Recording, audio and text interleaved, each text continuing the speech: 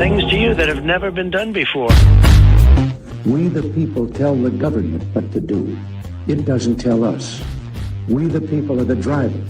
The government is the car. And we decide where it should go and by what route to do. We the people are free. And I hope we have once again reminded people that man is not free unless government is limited.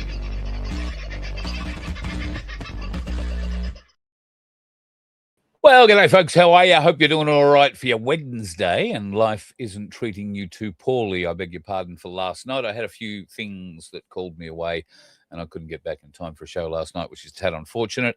So I do apologise for that. No, I wasn't being called in to fill in for Kyle or Jackie O for that matter on Kiss FM.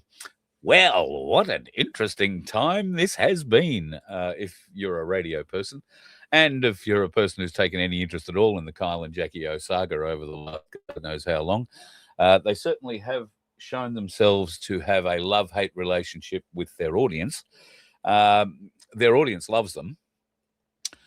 The parents of the audience or older generations seem to hate them, and that's okay because they're never designed to be the older audience's sort of radio station. However, they did manage to secure themselves a couple of years ago the largest radio deal in history, $200 million, $10 million a year each for 10 years. Pretty decent kind of a deal, unheard of in Australian radio terms. There was a contract involved, and the contract involved two parties. I beg your pardon, three parties if we're involved. Jackie had her own production company. Kyle has his own production company, and then, of course, ARN, the company that owns the radio stations they're heard on, have their side of the contract. Now, Kyle has, over the course of his career in the last 20 years, has given pause to enough radio station managers and, for that matter, enough of the radio industry overseers that he now has to do a radio show with a censor who sits in the studio or just outside the studio with a censor button. They're paid to remove anything that might get Kyle in trouble, get the radio network in trouble, or get them offside with listeners or potentially, more particularly, sponsors. That's pretty unheard of too. There's not in my entire career have I ever heard of anybody else in the industry requiring a censor. John Laws maybe at one stage, but I think he policed himself when he got caught doing all the free ads for his mates at Telstra and everywhere else, and Jones got caught doing that as well. A contra deal, if you like. But at any rate, the contracts involving Jackie and Kyle, while overpowering when it comes to the numbers, are also pretty basic in their composition. And it's the basic parts of a contract that get you. I was talking about this with a mate today. I said, where do you think this is going to go? He said, they'll all get a huge payout and, they'll move on. ARN will be happy to be rid of them because they're losing money hand over fist with them. And that's true. Jackie resigned yesterday, and that saved the network $100 million over the next 10 years. Their share price went up today on the back of it. Now, their share price has done nothing but go through the floor for I don't know how long, but today it jumped 8% on the news that all of a sudden they had an extra $100 million in the kitty because they didn't have to pay Jackie O. Pause that thought. Kyle and his company, Quasar Media, I think that's what it's called, also have the same contract deal, but he hasn't quit.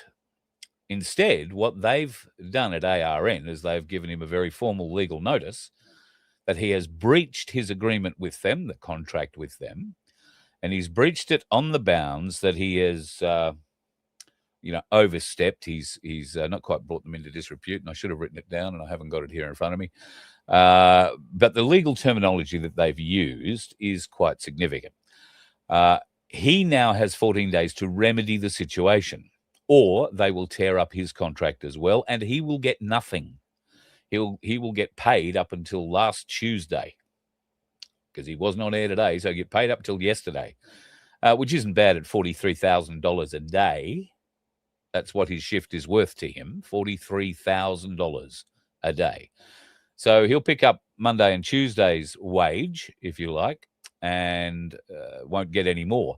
And there will not be any payoff. Now, he's been bragging about having this contract since he got it, and, you know, how it's all in his favor. It's all his way. If they ever wanted to get rid of him because the ratings weren't working or for whatever other reason, they'd have to pay him out, and he's going to be a, 100 millionaire. Except if you break a very basic thing in your contract, or you commit an act which makes your contracted on-air partner fearful enough to say the words, "I don't feel safe returning to work. I don't feel safe to work with him." Now, whether or not Jackie thought that Kyle was going to fly off the handle and throw his coffee cup at her, or his golden microphone, or his dildo, or whatever else he was parading around that morning, I don't know. But what it does do with management is it triggers a set of circumstances, legal circumstances. That terminology, "I don't feel safe," means they have to go into protection mode over her. If Kyle had got in before her and said, "Listen, I don't feel safe, Jackie, coming back in," they'd have to protect him. But would they believe him? Probably not. But they still, if he had got in first, have a legal obligation to make sure that he's, not threatened by her and doesn't have to work with her if he doesn't want to. He didn't do that. She did. And then he's got 14 days to remedy the situation. So how does he remedy this situation? Because I have no doubt Kyle is still pretty keen on keeping his $10 million a year wage, his $43,000 a shift wage. By the way, if he doesn't turn up to work, he's fined the amount of the shift for the day. The network doesn't have to pay him that. So, but I guess, if you're making $43,000 a day, 5 days a week, you can afford to take 1 or 2 days off a fortnight, can't you? However, back to Kyle. So he now has to prove that he can remedy the situation in 14 days. Is he going to be able to talk Jackie into coming back? Even if he could, for whatever reason, she wound up talking to him, or they opened a channel of communication, because apparently they're not talking much at the moment. Even if he could, she has resigned. Her $100 million contract has been torn up. The Australian Stock Exchange had to be notified first, before anybody in the industry, before anybody in the radio station, before any of their team were told.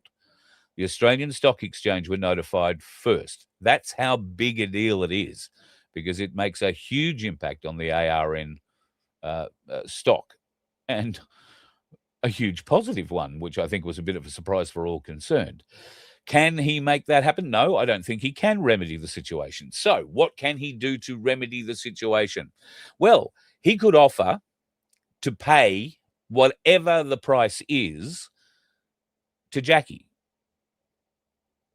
Give her going away golden parachute. Now, that'll be in the millions of dollars, so that ARN don't have to wear that. Okay, it was my mistake. All right, no worries. You don't have to pay her anything. I'll pay it all out. That'll be all right. But that is also an admission of guilt. We all know how Kyle goes with admissions of guilt. So don't know that would happen either. I mean, they could maybe sign an NDA, which meant that if there was an admission of guilt, or it could be a no admission of guilt, here's a payment kind of thing. So, yeah, variety of reasons. Anyway, do any of us really care? The show was never going to work nationally. Kyle's arrogance, not taking away from the fact he's a very good broadcaster, and he is a very good broadcaster. But Kyle, on this occasion, has let his ego get way ahead of his brain. Kyle has shown that he is emotionally unaware of doing damage to a woman he has worked extremely closely to. I mean, he spent as much time with this woman, if not more, well, certainly more than his current wife, in a lifetime. He spent 27 years with Jackie O. Now, the big question for Kyle is, Will anybody just listen to Kyle?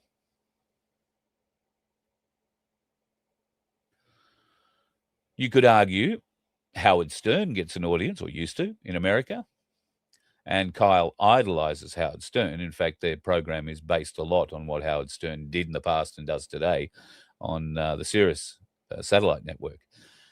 But I don't think he can pull it off. I don't think Kyle by himself is capable of holding a breakfast show in Sydney, much less anywhere else. He requires a great deal of people around him to support what he does, and he gives orders, barks orders, and that's fine because he generally has a pretty good feel for what the audience want to hear. But he has his minions working for them. Well, right now, the minions have been halved at the very least, although Kyle, I believe, will pay the lion's share of those wages. The little team that they have working for them, it's not so little. I think there's 12 or 15 people working for them. Producers, all sorts of censor, other things. They're paid by Kyle and Jackie O, or most of them are. So should the show's now ended, some of them have been put on leave or told to go home until we figure out what to do with you. And that means some of them might get re-employed by ARN for whoever steps in to do the new breakfast show. And there's a fight going on in radio at the moment as to who will step in. You can be guaranteed that whatever steps into the breakfast shoes at Kiss FM in Sydney will not be heard in Melbourne. I'm pretty sure they cancelled Kyle and Jackie O into Melbourne this year anyway. And if they hadn't done it yet, they were very soon to do it. It's been an absolute failure and a laughingstock in Melbourne. They were going to start Kyle and Jackie O in Brisbane at the start of this year, and they were so confident of the success that they were going to have that in November of last year, they sacked the 3 breakfast personalities who'd been doing, 2 of them been doing the show for a very long time. There's a lovely lady who's been working in the industry in Queensland, particularly in Brisbane for the last 30 years or more. Her name is Robin Bailey. Beautiful, lovely, wonderfully talented lady. And she has been part of breakfast shows around Brisbane, but predominantly with the ARN network for the last, 15 or 20 years. And she's a stalwart, right? The people of Brisbane just love her. And the guy who was pushing the buttons in the show, Kip, they love him too. And they managed to get themselves a Bronco last year. A retiring Bronco joined the team as a full-time member of their show. And you can imagine what a Bronco in Brisbane would be like. Already, pretty good gathering an audience. Now, they weren't number 1 in the ratings, but they were very strong. And in November last year, the management of ARN sacked them. They didn't say they were bringing Kyle and Jackie O this year, but a few weeks later they did. And to their credit, the breakfast team, rather than finish out the embarrassing 2 weeks and, look after the management, who certainly weren't looking after them in any way, shape or form, they walked out. And good luck to them. In December, when a new managing director took over, it became very apparent that Kyle and Jackie O were not going to work in Brisbane. This bloke had to go back to those 3 members, cap in hand, and re-employ them. And they ran a huge campaign of, sorry, mea culpa, we got it wrong kind of thing. And Rob and Kip and Corey will be back in January, which they were and are today. Doing great. Local radio, local faces, particularly breakfast shows, are very, very, very important. So Kyle, I don't know, don't think he can handle it by himself. And let's face it, who would want to go and work for him or with him? Because you can be guaranteed you're not going to get paid $10 million a year if you offer to sit in the chair opposite Kyle. You'll be lucky to get paid $100,000 a year, probably $80,000 a year, and you'll have to live in a 1-bedroom flat somewhere out in Western Sydney and drive for 3 hours to get to work every day because you won't be able to afford to live any closer. That's how radio works. Beautiful, wonderful people they are. Kyle, on the other hand, could have the contract torn up, and what would he do? Well, immediately, I had thought today he probably got on a plane last night and went straight to the US, to his house there, where he can sulk in private and not get hassled with the paparazzi too much. But they're currently filming Idol. So he's a judge on idle. So there'd be no getting on a plane and running out of the country unless, of course, he could all of a sudden convince them that, hey, listen, we're going to LA to meet my mate Snoop Dogg and do a lesson or something. I don't know. So he's probably going to be here in Australia still. I don't know that we're going to hear too much out of him over the next 2 weeks. If he's got half a brain, he'll keep his mouth very quiet, and he might yet walk away with something. But I can tell you from what I've heard that ARN are extremely motivated to see him walk away with his last paycheck and not a cent more. There's a lot of members on that board who don't like Coil very much because he's bragged about how much he's being paid and how hard it would be for them to ever get out of not paying him the full amount of the contract. And he gave them all the ammunition they needed. Shot like a duck in a barrel. And they didn't even have to set him up. All they had to do was wait. It was very impressive. Speaking of impressive, Alex Antic has put a move on, and last night managed to get it moved through the Senate that some sort of internal briefing is going to take place regarding Australians mentioned in the Epstein files. That would be every Australian mentioned in the Epstein files. Now, he's put forward a motion that's asked every security agency and the Prime Minister and Office of Cabinet and the Foreign Affairs Department, Department of Home Affairs, and told them all, as part of his bill that he put forward, or his motion that he put through last night, to get every piece of documentation on everybody, what is known about everybody that's in the Epstein files, and present it to them. Well, more particularly to him. That'll be interesting. A lot of people get very excited about Clive Palmer's in the Epstein files. Clive Palmer's in the Epstein files. He's mentioned like once in a conversation with Steve Bannon and Epstein. And the context of it is Bannon bragging about how he got Clive to change the name to Patriot of Trumpets or whatever the hell it was, and spend $61 million on an advertising campaign to try and steal the election away from Labor. That's about the context of how Clive is mentioned. He doesn't show up, as far as I can see or am aware, anywhere else in the Epstein files. I've got a copy of them here. You can do a word search. It's not hard. Catherine Keating, on the other hand, Paul Keating, former Prime Minister Paul Keating's daughter, she raises more than one mention. In fact, she raises quite a lot of mentions, and her sister. Now, I don't know exactly the context, dinner parties, that kind of thing. That's the context that we're advised. I haven't read every word of every mention, obviously, but the general feeling around her involvement has been, and the story that's been pushed out when she's been mentioned before, is she was only ever involved from a perspective. She was new in town. She was a prime minister or former prime minister's daughter, well, current prime minister's daughter, so she had a bit of swag. She was trying to break into the fashion industry in New York and knew a few people, wound up in those sorts of things. Anyway, let's see what comes out. It should be very, very, very interesting. I've got to say, the Jim Carrey thing has been playing on my mind. I know a lot of people have seen the Jim Carrey impersonator that was in Paris last weekend. There is, if you are interested in people who can remote view, there is a very interesting remote viewer whose name is Elizabeth. It'll come to me. Elizabeth someone, I'll get it for you. But she has done a remote view on Jim Carrey. And she's done the Elizabeth April, her name is. You can find that on YouTube. Her deep dive on Jim Carrey led her to have a conversation with his soul. He is on the other side.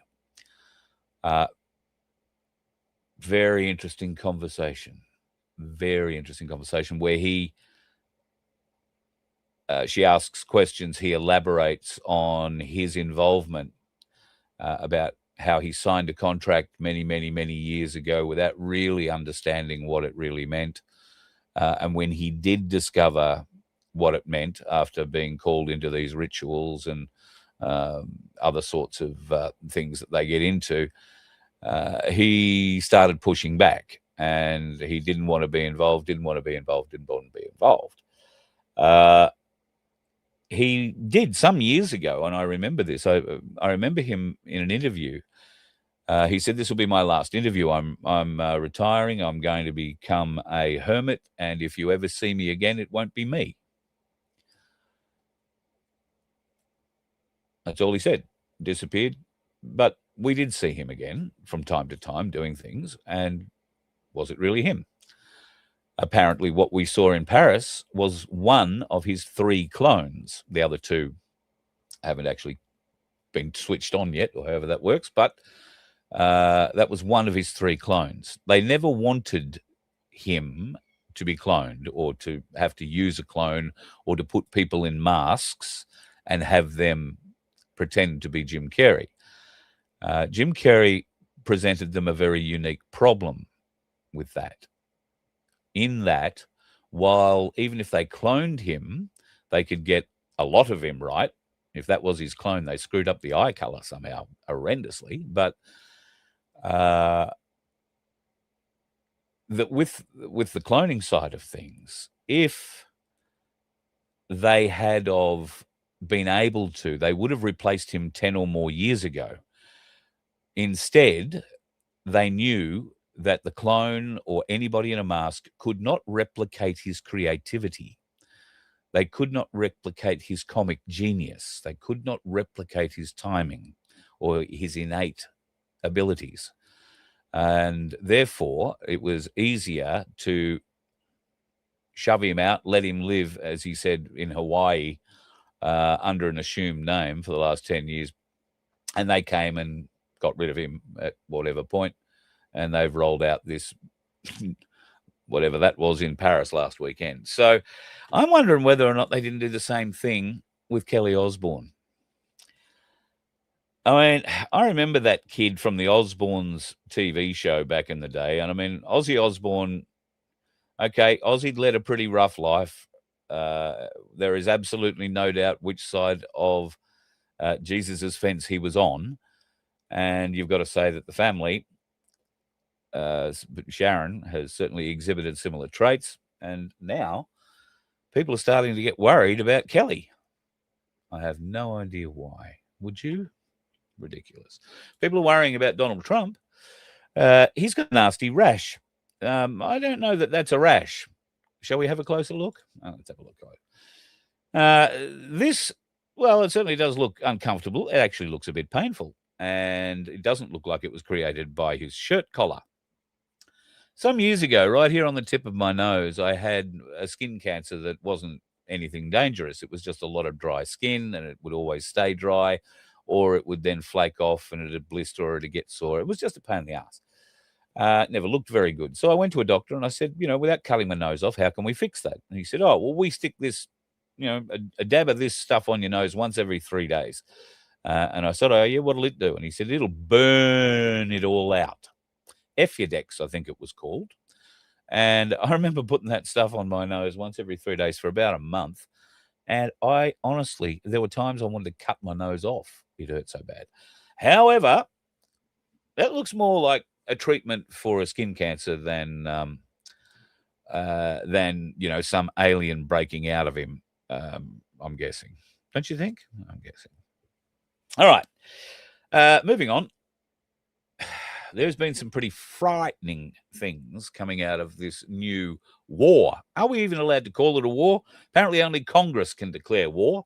So we're going to call this a skirmish between Israel, the United States, and Iran. Now, just as an aside, people in Dubai or the United Arab Emirates have been advised by the government there that if they share any video from unconfirmed sources showing bombs raining down or drones flying past their bedroom windows, that they stand to cop a fine of what amounts to be 77,000 Australian dollars. That would be a bit nasty. Why are they doing this? Well, they're trying to combat the news or the media getting out that, and if it is still happening, that there are ballistic missiles raining down on Dubai, not just on the two airports that are there, although the is it the El Mac? One of them has our Australian base at it. Now, can I just point out that airport where the Australian base is at is one of the international airports. We have a very, very, very small portion, which might involve a hangar or two and some office space. We have less than 80 staff over there at the moment. And I happen to know a couple who are there.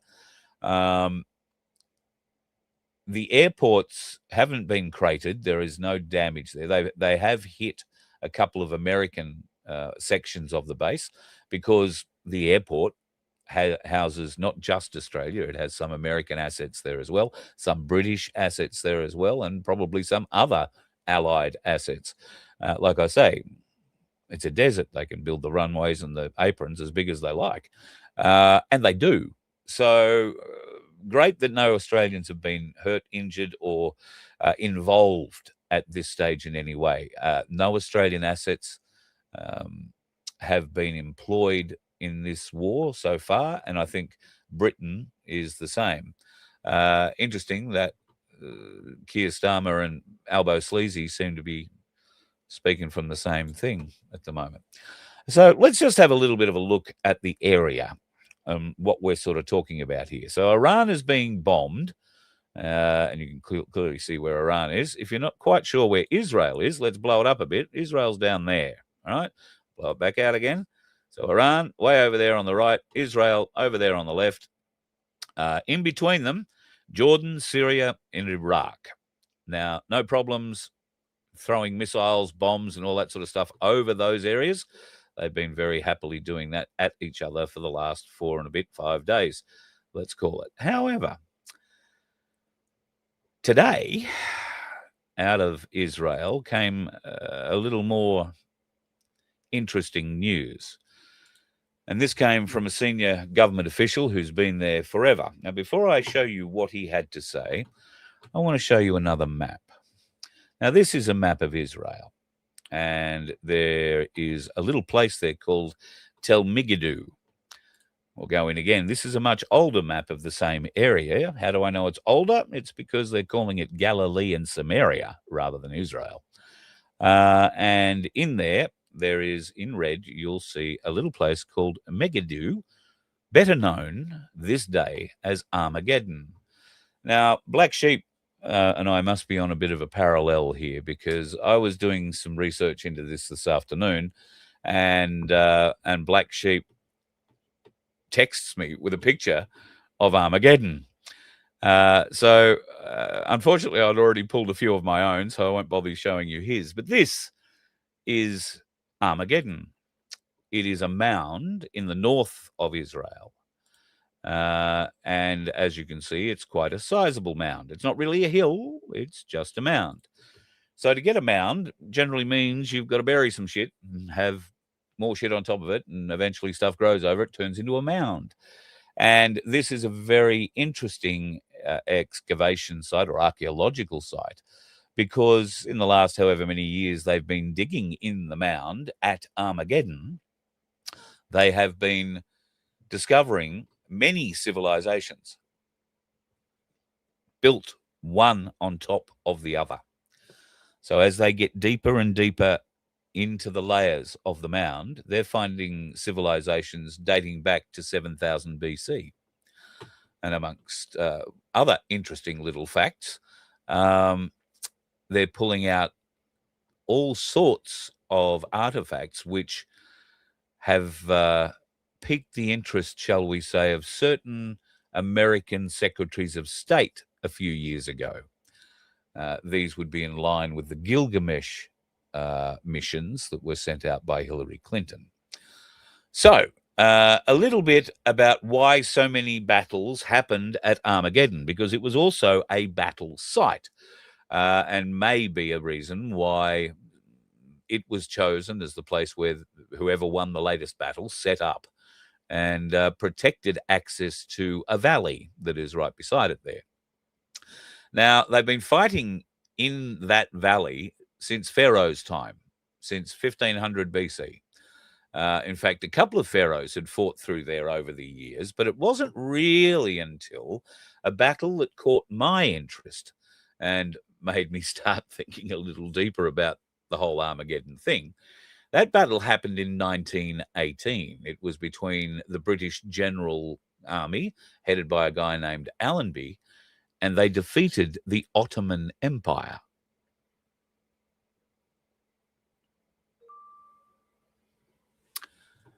What was the Ottoman Empire? You see Turkey? You see Iraq, Syria, Kurdistan? All that. So I thought, wow, that's interesting. It's been, you know, a home of war forever, for centuries and centuries and centuries. And it just happens to be the place where the British defeated the Ottoman army so that they could take over Palestine at the end of the Second World War. Now, as we know, the Balfour Agreement, instigated by the Rothschilds, where they instructed the British government to hand over the land currently known as Israel to the Jews so that they could have their own land. This is not in dispute. You can please, if you don't understand it, please go and look up the Balfour Agreement. All right? You can see who signed it.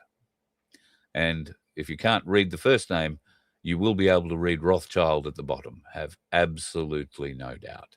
And in fact, there are a number of interviews with Lord Rothschild explaining the Balfour Agreement if you want to dig a little deeper. Some of them actually have video attached and worthwhile watching. And no, definitely not AI. So what is the biblical meaning of Armageddon? Well, it's only ever used once in the Bible. And it's used in the book of Revelation. And it describes the place where the kings of the earth gather for the final battle between good and evil. That would be before the world ends. Because I think that's pretty much how the book of Revelation ends. You should read it. It's quite an interesting story. You know, isn't it interesting that these things come to light? Anyway, Armageddon being what it is, a place where battles are fought between good and evil and, you know, tyrants reign supreme. Today, as I said to you a few days ago, Israel will not be satisfied with firing on Iran, and should they be able to remove every missile launcher, every missile, every drone, and every Iranian Republican Guard member, they're not going to stop. And today, they said the quiet part out loud. Now, today, the fella that you are about to see, let me just bring up my little... see, that's what happens when you have to reboot your computer just before you start things up. I have had a little sheet with everybody's name written on it, and that's the wrong sheet. And that's the wrong sheet. Let's hope there's still a sheet here. Not looking good. Looks like I've not saved that sheet. Bloody hell. Anyway, his name is Negri, thereabouts, something like that. He is a Jewish politician. He's been sitting in the Knesset or whatever it is for bloody ever. He is not known for anything particularly, right? He's just another one of the run-of-the-mill Zionists that operate in Israel. But today he came and said the quiet bit out loud. Threat is emerging. I want to be very clear. Turkey and Qatar have gained influence in Syria, are seeking influence elsewhere and everywhere throughout the region. And from here, I warn, Turkey is the new Iran.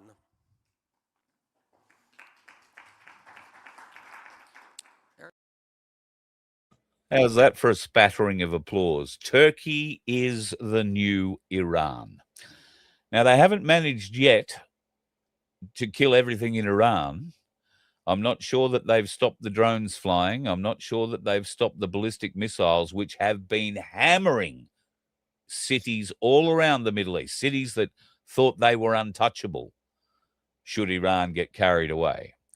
It has been proven that with Russian and Chinese help, the Iranians have outsmarted the Israelis and the Americans in a number of ways in this engagement, and not the least of which is the fact that Iran has been making weapons for this engagement for the last 40 years or more.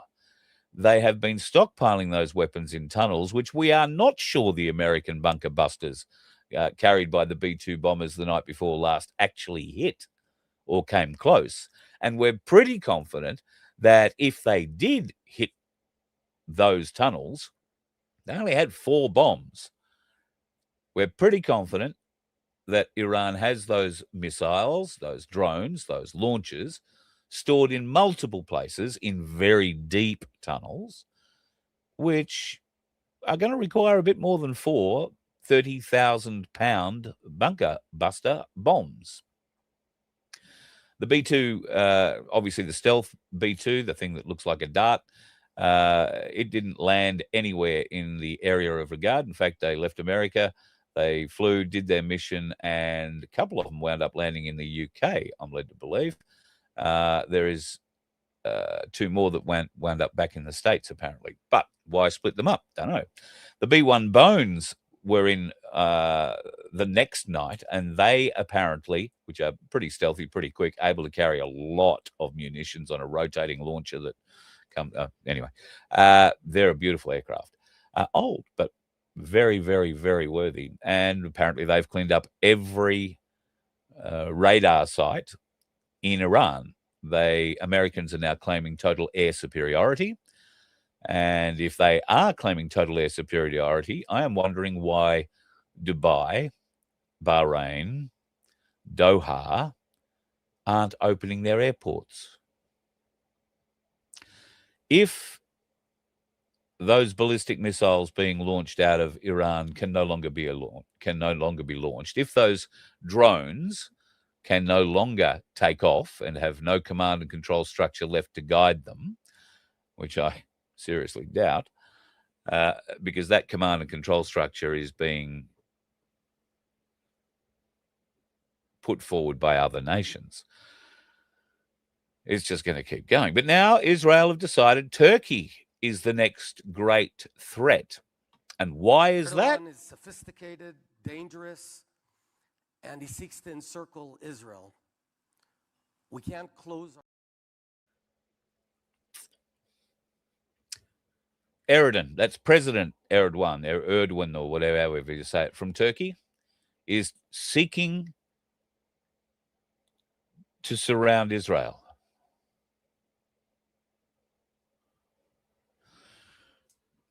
Have you ever heard of that before? Have you ever heard of Turkey trying to surround Israel?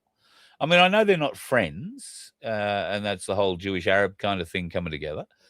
But I've never heard Turkey make too many threats, much less, bomb them. But Turkey have been involved in Syria with certain actions against rebels, particularly the Kurds. I'm not big fans of the Kurds. But I don't know where they get off. Anyway, it's all getting a little weird, isn't it? What would happen if Israel decided to pick a fight with Turkey? Because Turkey are pretty well equipped, very well equipped. Would Israel be able to pick a fight with Turkey without America? I don't think so. Why would America get involved with the fight with Turkey? Because Turkey, as near as I can ascertain, have done nothing to America. They pose no significant threat to America. There is no clear and present danger. So I can't see how the Americans could be involved, although we probably said that when it came to Iran, because once again, while they speak a lot, although Trump has said that the Ayatollah signed off on 2 assassination attempts of Donald Trump. So I guess that's fair enough. You can go and blow a country up if they try and kill you a couple of times. That seems fair. Will the world be a better place? Well, remains to be seen. You know, power abhors a vacuum. So they were apparently having a vote for the new Ayatollah in a undisclosed city somewhere well outside of Tehran. There were 40 people involved in that vote, and none of them walked out of the room alive, just as they were counting the votes. At least that's the stories that the Americans would tell you. Of course, the first casualty in a war is truth. So take that what you will. Use your discernment as best as you can. And, well, keep your chin up, I guess, because it's going to get very, very serious before it gets better. Price of fuel already scaring people. Oh, God, our fuel's going to go through the roof. In fact, there is a headline in one of the mainstream online rags. Australia's fuel has already hit $4 a litre. Well, $3.99 or $3.95 a litre is what they're paying for fuel in Arnhem Land. In the middle of nowhere, Arnhem Land, 560 kilometres east of Darwin. That's where they've gone to check the fuel price. $3.95 a litre. Now, yes, bloody expensive. But anybody with a 4-wheel drive or anybody with a caravan and anybody who has travelled out that way and travelled around this great nation will tell you that in outback regional Australia, you can pay a lot more than $3.95 a litre for your fuel. A lot more. I'm not saying that it's great or that's good, but certainly $3.95 a litre from where this particular petrol station is located doesn't seem unreasonable to me. It's a long way from anywhere. And I wouldn't like to have to pay it. Don't think it's right that we should have to pay it, but to make that sound like it's happening right across Australia, well, I don't know. Is that like you? Is that price in your area? Because I went and got diesel today, and it cost $1.79.9 a litre. The unleaded fuel at the same fuel station was $1.76 a litre. From memory, $1.76.9. So haven't seen fuel jumps particularly where I am at the moment. Not to say they're not coming, but we have no supposed real reason to panic. People in Sydney, morons who would fight over toilet paper, seems they will also start fights over fuel. It's sad. All I can advise you folks is buy a roll of toilet paper or buy a few rolls in a packet, just one packet, when you do the shopping. Don't go and buy all the toilet paper yet. When your car needs fuel, go and fill it up. That would be my advice. And then watch your fuel gauge. If your fuel gauge gets to 3/4, go and fill it up again. All right? That'll be the cheapest fuel you get if this goes up, because you'll only need to top up that 25 litres or so from full to 3/4. And you'll still have a full tank of fuel to escape out to wherever your little hidey will be. All right? And should we not have any fuel, you'll have 3/4 of a tank at least to get you in and out of emergency situations or to get you to friends and family or closer to them or whatever. Obviously, there might be a time where you might want to go and fill up a few jerry cans, but this isn't the time. If we freak out now, given the absolute piss-poor state that consecutive Australian governments have left our fuel situation in, we're going to be in dire straits a lot sooner. Now, the Labor government are using mealy-mouth words again, saying that we have X amount of days of fuel, 34 for diesel, 32, I think it was yesterday for petrol. They're not saying that all that is on shore, is actually landed here in Australia yet. A lot of it is still sitting on a boat somewhere between the Gulf, somewhere between Thailand, Malaysia, Singapore, and here. Because we get our fuel from Korea, Thailand, Singapore, and, well, we send our oil out to Singapore, and they share that out, hopefully, to other places and try and return some of it to us. We are not fuel dependent. Well, we are fuel dependent. We're fuel dependent on the rest of the world rather than here in this country, and that's something that has to change. I'm really pleased to see that One Nation and the Katter Party are all over that, and they're trying to raise investment. I was going to say money, but they're not trying to raise the money. They're trying to raise the interest in building new refineries here in Australia and looking at getting the companies who own the mineral rights to things like the shale oil grounds at Mooney Mooney in Central Australia, amongst other places, which are very new, and there are billions of barrels of oil there that is usable, easily refinable into other product. And at the moment, I think it's Shell have the contract for it, but they're not doing anything with it. Well, Shell, you used to, I think you still do, have a refinery in Geelong that is, for the most part, been shut down and, alienated. About time we built another one. I could care less if you build it in Coober Pedy. It would probably be the closest place to the Mooney Mooney grounds. And then we ship it all out of there. I don't care. You've got a port 500 kilometres south, 600 kilometres south at Port Augusta, where you could ship your fuel out easily if you had a refinery there. Imagine the jobs that could be created. I don't know. It seems that only filth like us think about these things, senators who represent the filth of this country, the filth of this country, the filth of this country. That is the filth right there. Lydia Thorpe. Now, I'm not going into bat here for Pauline Hanson. She doesn't need me to go into bat for her, or anybody else for that matter.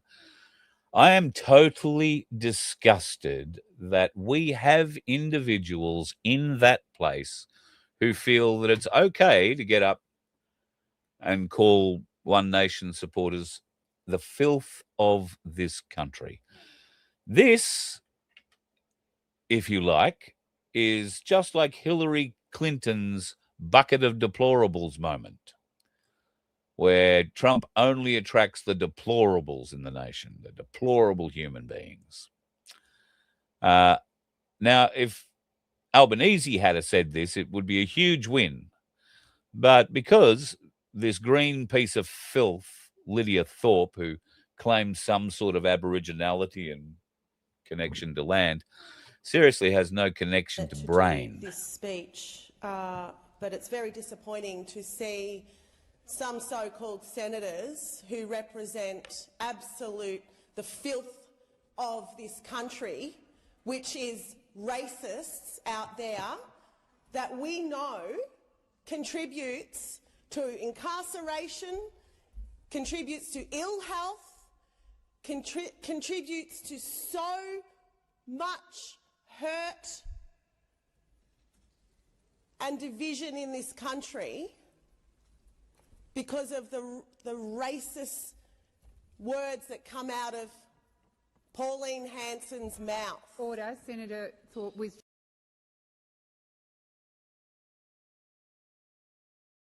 withdraw. She was ordered to withdraw. Why should I have to withdraw? Why should I? You don't keep them. No. Fair income.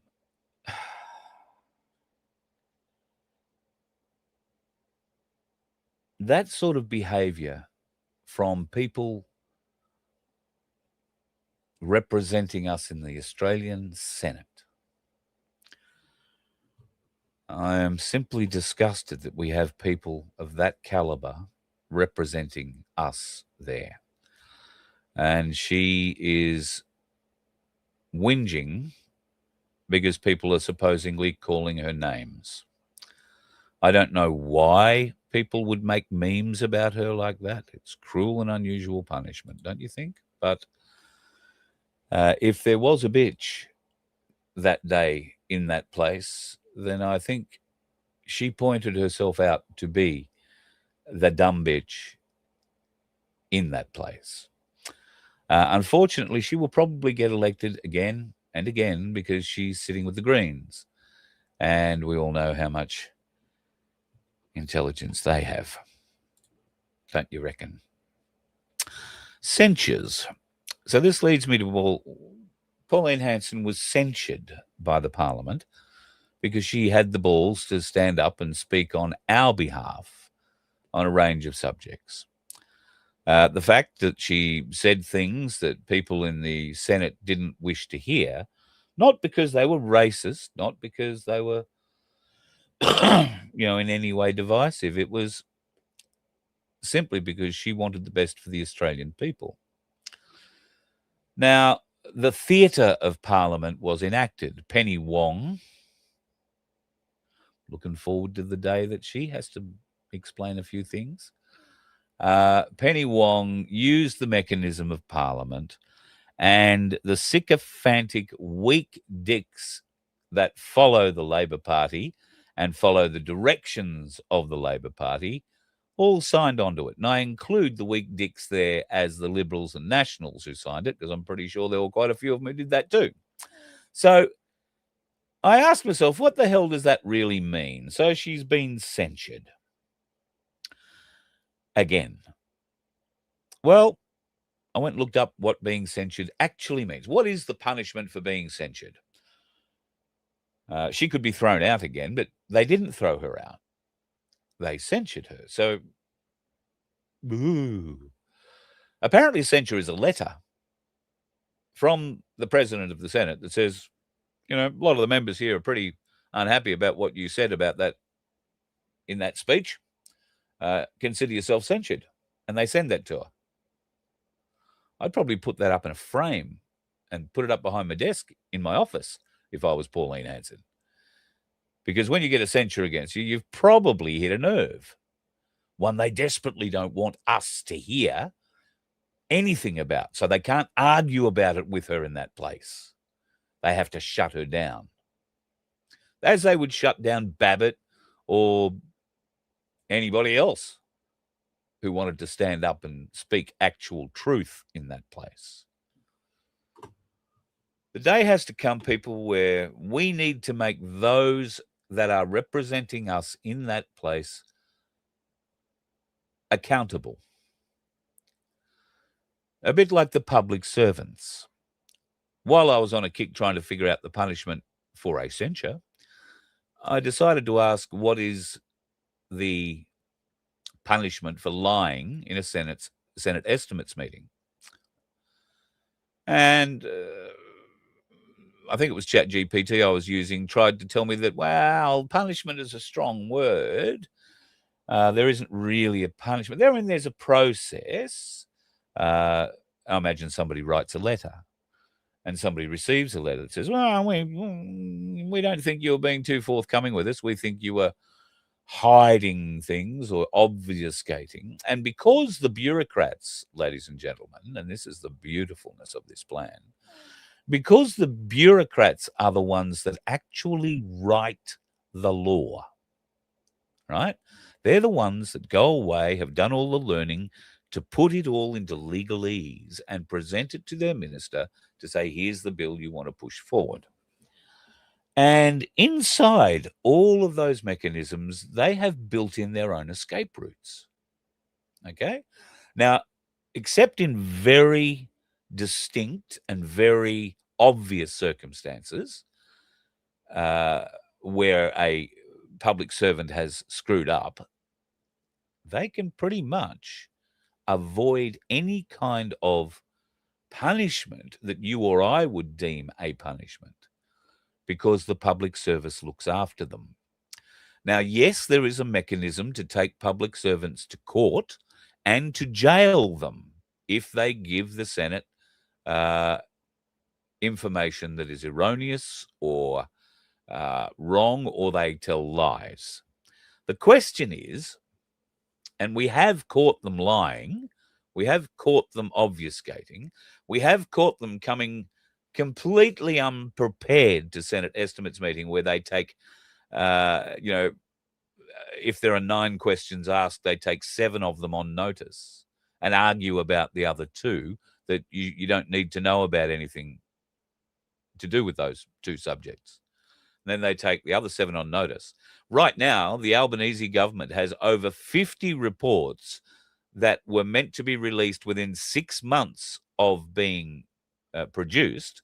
The government has to produce those reports publicly within 6 months. There are over 50 of them that the government aren't releasing, aren't touching, don't want us to know about. They don't want us to see what they're really doing. Now, I don't know if you know people who vote Labor in your part of the world, but seriously, we need to ask them, do they have a brain injury?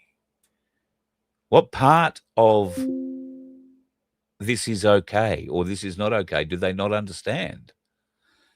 And you could ask the same of your Liberal voting friends or your National voting friends or your Greens voting friends. How is this acceptable? Where did the party must win at all times become more powerful than the people must win at all times? Because I didn't vote for that. I don't vote for much, but I would have voted against that.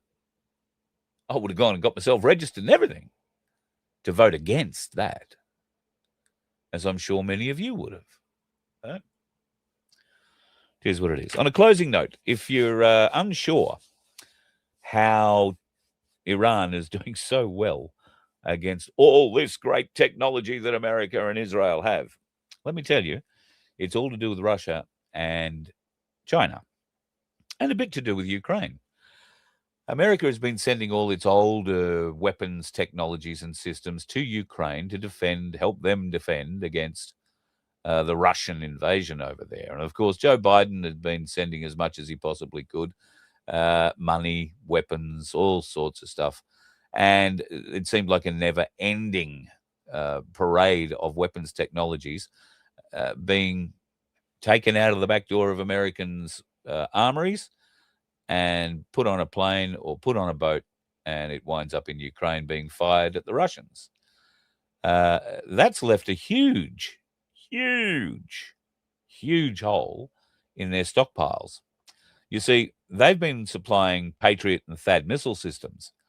That's the anti-air missile systems that have been shooting down the Russian drones and the Russian missiles that have been coming into Ukraine. Don't know how well they've been doing it, but they've been certainly firing off a lot of them. And now they don't got any more. Israel is in the same boat with its Iron Dome. Now, I'm not seeing any great vision coming out of Israel at all about whether they're being attacked on a daily, nightly, 24-hour-7 basis, whether there's explosions in the streets or anything else. But what I am going to tell you, folks, is that if Turkey is now the great Satan rather than Iran, it will not be long, I guarantee you, that the Islamic temple in Jerusalem gets blown up and leveled by Iran's errant bomb or Turkey's errant bomb. It won't be a missile from outside the borders that destroys this place. It will be done by the Israelis themselves, and they will blame Turkey or Iran or Syria or terrorist agents from Hamas, or maybe a couple of drunken Palestinians managed to break through the wire and do it themselves with a couple of homemade rockets. But have absolutely no doubt the Jewish dream would be to blow that mosque out of Israel. And you know what they would build on top of it? Yep, the next temple. Go and look at your Bible edicts there, folks. And how are Iran doing so well with everything? And the Russian, China, where does China come in with the help? Well, Russia has a very, very, very good GPS system. GPS, for the most part in the world, is American. But there are a large number of countries, including Iran, India, I think, have subscribed to it now, and others, who don't use the American GPS system because in times of war, the Americans can turn it off. That's exactly what happened the day MH370 went missing. I have 3 GPSs working in my car that day, and they all stopped. So weird. They can manipulate the GPS system. They can actually pull you off track, put false tracks into all sorts of stuff. So the Russians developed their own, and so did the Chinese. Now, the Russians developed chips to go inside their drones, which are pretty sophisticated drones. These chips deal with the Russian satellite guidance systems. They're very strong and cannot be jammed, cannot be fuzzed, cannot be interfered with by the American GPS fuzzing systems, usually put together in our F-18 Growlers. The Growler can carry a whole heap of electronics packages to suit its mission, and they would stick a package for that kind of thing on there. So, interesting days. We could see the blowing up of that mosque in Israel or in Jerusalem as a catalyst, potentially to keep America in the war. And if Turkey came down to protect themselves, and if Israel went up to protect themselves, I just wonder whether or not the war won't be right there. With a little bit of China's help, because that is a satellite receiving ship, folks. And with that ship, which is not far from Iran, it's been involved a week ago with what used to be the Iranian Navy.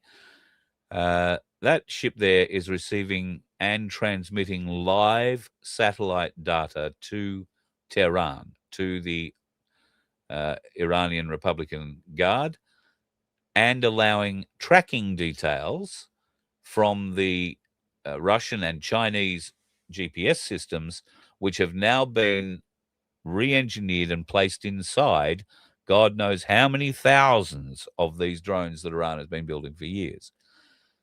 Now, that thing can track a fly at ground level from the satellite. And that's how they're steering these things with such accuracy. That's how they're getting them to hit places that hitherto thought themselves unhittable. Places like the British base in Cyprus being one of them. And even though the British aren't coming out to fight, the Greeks have got their navy into the war. They've come out to protect Cyprus. God love them. The Poms, they want no part of this war at all. Still waiting to figure out why. And to finish with, this was a picture taken off Cuba last week. We're all still trying to figure out exactly what it might be. It's not photoshopped. We know that much. That, for me, to all intents and purposes, if I had a magic pen, I'd draw a UFO above those 3 lines and say it's taking on water. It looks to me like it's drawing water up, although it's hard to tell, I suppose. But ask yourself, unless they're just emptying out their sewage, why would a UFO be hovering over the ocean? So anyway, I thought that you might find that one rather interesting. It's a bit of a tweaker to end the day on. So Sandy, I don't know if you'll still be awake. I saw a message from you earlier saying you've been up since 1:30 in the morning. God love you, woman. I hope that everything is going well with the Donkey Sanctuary. And folks, if you want to help out, it's a very slow grind getting to our lottery. If you would like to help us get to the end of this lottery, that would be awesome. Unfortunately, people in Victoria can't buy tickets anymore because of, well, I've explained before, but Jacinta Allen and their rules down there make sure you don't get anything at all for nothing. But we would love to have you a part of it. Please head over to merch.vofhq.com, click on the Donkey Sanctuary 750 link, and you'll be able to, for $2, maybe win yourself $750. We'd love to do that for you. And you'll be helping out the Donkey Sanctuary. We'll be able to send them a bit of money for half a bale of hay, or maybe get 2 hooves done or 3 teeth the next time there's a servicing required. At any rate, a little bit there, a little bit here, all little bits help. You could also help by maybe popping into our shop and checking out the merch section. We have got some pretty cool cups, and the cups are going pretty well. A lot of you, like me, are very enamored with the word cacistocracy because it's so real and it opens up such interesting conversations with people.